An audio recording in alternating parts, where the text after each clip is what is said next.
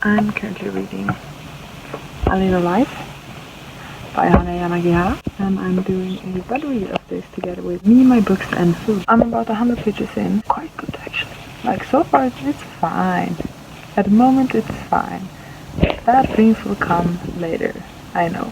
We're getting to know the characters, we're getting to know the backstory. Well, most of the characters. There's one character we don't really know that much about, which I think will be the issue later on. We're following 4 guys after they graduated college. They're living in New York, they're trying to make ends meet. Everyone has a different background, different relationship with their family, different interests, different goals. I'm finding most of them actually quite relatable, which is cool.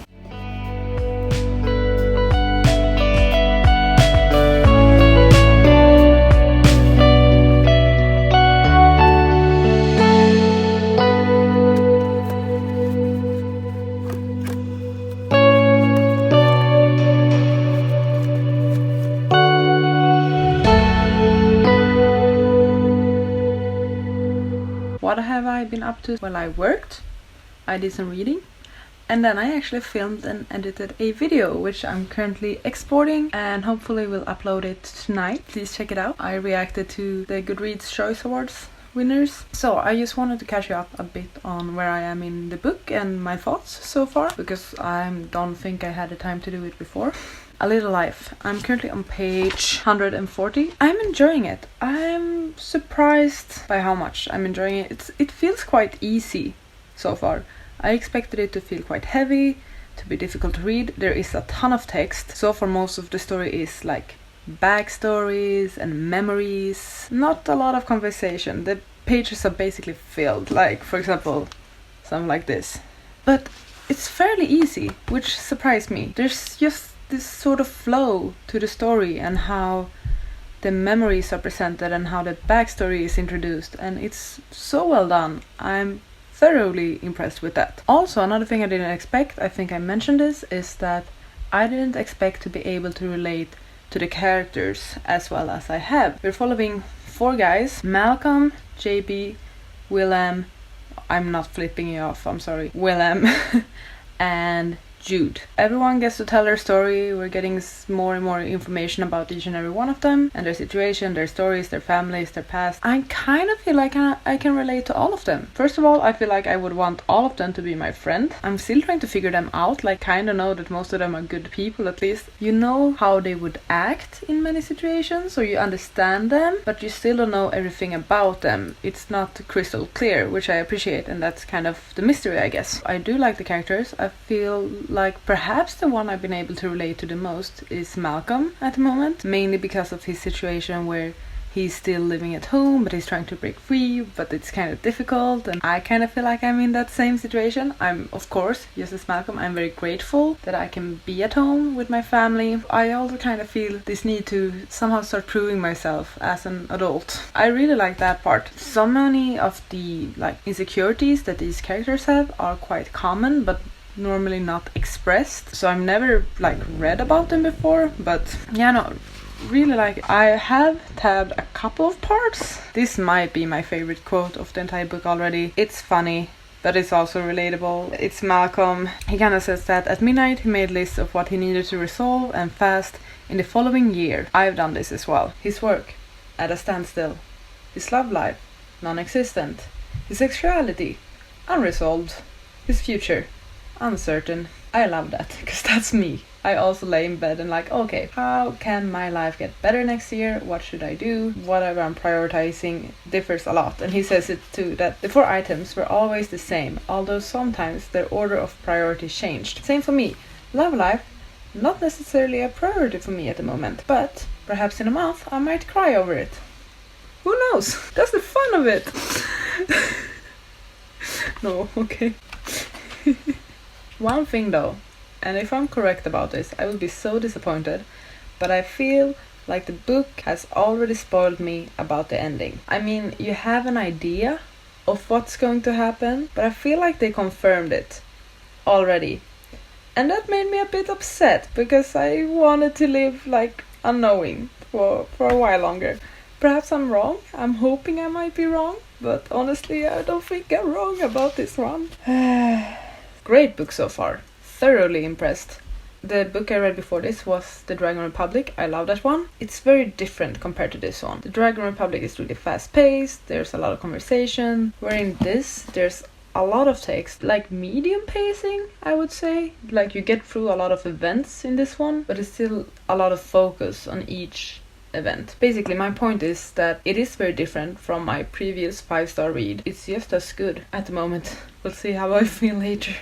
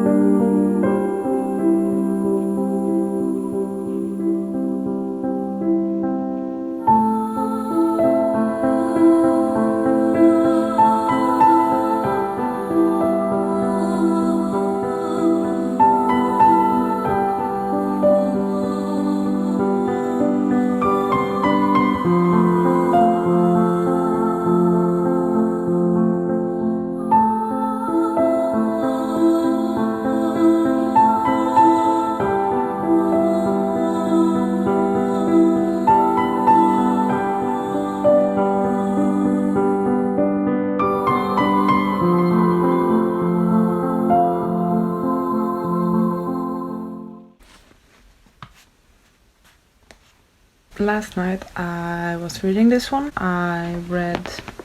it's hard to talk about even, oh my god. I was reading the first chapter in part 4, the part which is named It's called The Axiom of Equality. So that was what I was reading last night. It was quite difficult. It was quite heavy. I'm not even that far into the book. I'm about halfway. I'm 47% through according to Goodreads. And it's starting to get dark and difficult. And I knew this would happen. I knew that there would be some heavy topics in this one. I knew that I would probably cry and be destroyed by this book. I didn't expect it to happen so early though. I don't know, just thinking about it, I kind of feel some kind of way. I don't really have any triggers. So for me, usually I have a vague idea of what will go down in the book I'm about to read, about what might happen, what trigger warnings are on the book. I don't usually look that up. With that said, I would recommend anyone, even if you're like me and you usually are not triggered by things, I would still recommend everyone to look up the triggers for this book, because it's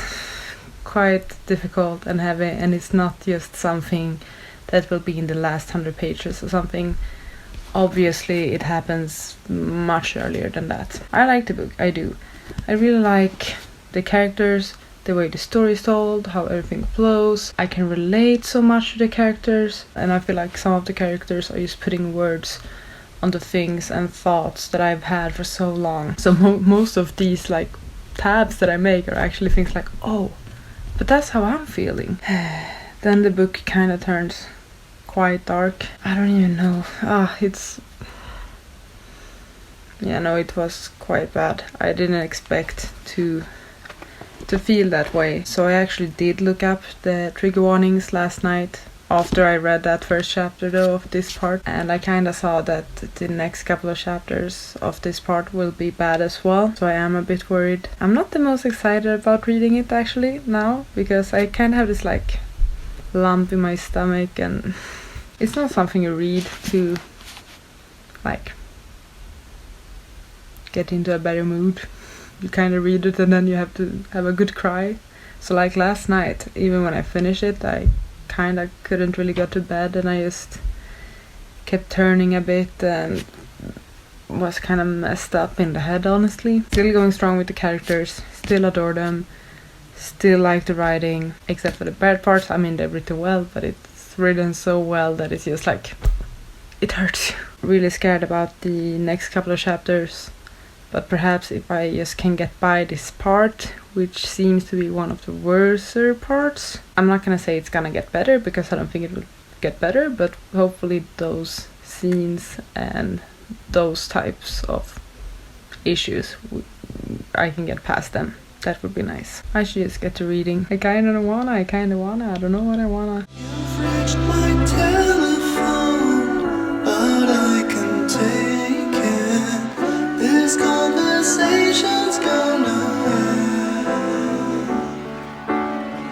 I'm always on the run, and when I'm free at last, you come a knocking on my head. I wanna beat you too, but baby, that's the truth. We only feel 'cause we're alone.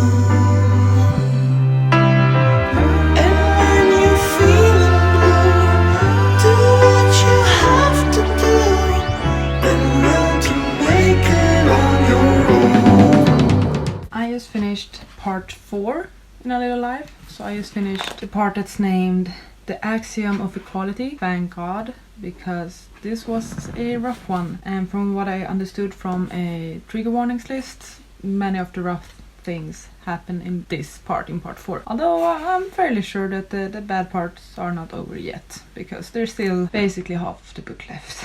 I'm about to start part 5, which is called The Happy Years. I have a feeling that the happy years won't be so happy. I would be very happy if they actually were happy, if these poor characters for once could get some calm and quiet and just enjoy themselves. I don't trust this. So I'm in my car listening to music, and suddenly Johnny Cash's Hurt, or well, I guess his cover of Nine Inch Nails, but the song Hurt comes on. And like the first line, it's one of my favorite songs since like long ago, but now when I'm reading A Little Life, like by the first line I just started thinking of Youth. I started thinking of Youth and how like the song was just like so perfect for that character and so sad. So I kind of started like freak out, crying, and I started laughing and just shouting. It made me so upset. So I'm kind of a mess right now. So, oh my god. Almost 70% finished. I'm in the happy years, and the happy years are so far quite happy, fortunately. Well, except for a few things. This book has ruined one of my favorite songs. Well, I always get emotional during the song, but like this is something else. I'm a mess due to this book. I so badly need to read something happy following this book. I've just read so many like very heavy and intense things lately. My next read definitely needs to be something that's funny and lighthearted. A really good romance with tropes I like, or like a fantasy world that is quite just nice. But I guess that now I will continue to drive and listen to Hurt by Johnny Cash and cry. Okay, bye. They say that blocking's rude, but that's my attitude. A key that's meant for a different life. Let's live together, boo. But then you know the truth. We only feel 'cause we're wrong. And when you're feeling low, do what you have to do.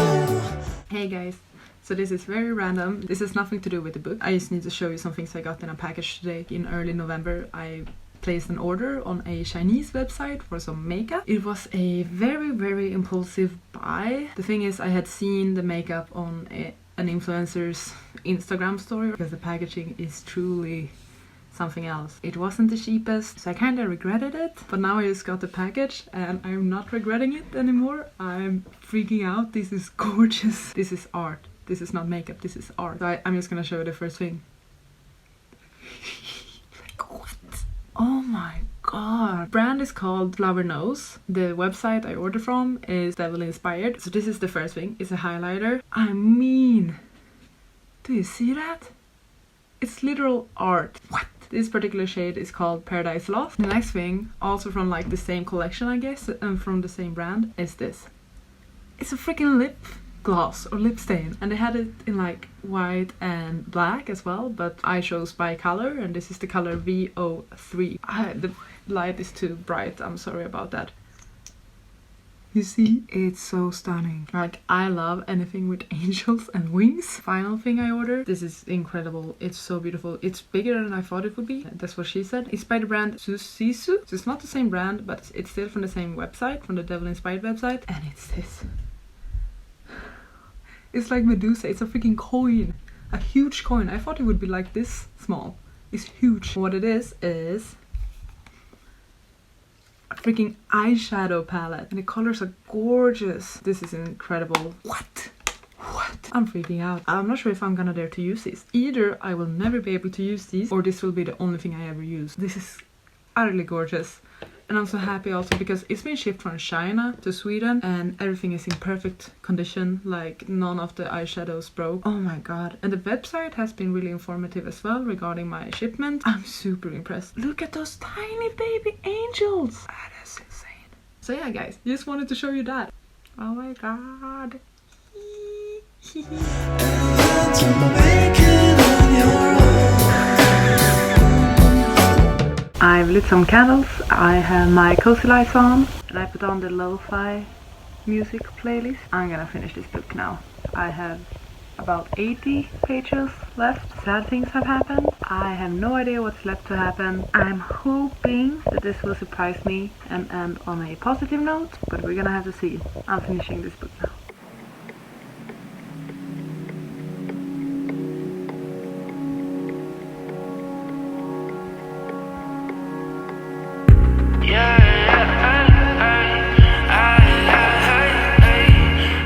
Hi, I thought I would give you the final update since I finished this book last night. Boy oh boy was it a ride. Where do I even start with this book? I mean, I can just get to it. It's incredible. It's in many ways a masterpiece. The writing, exceptional. I don't even know, like, I'm usually one who loves fast-paced stories. I want things to happen. I don't really care much about descriptions and backstories. Usually I just fill in the blanks, I guess. I care about the dialogues, I care about characters. I do prefer character-driven stories, and this is definitely a very, very character-driven story.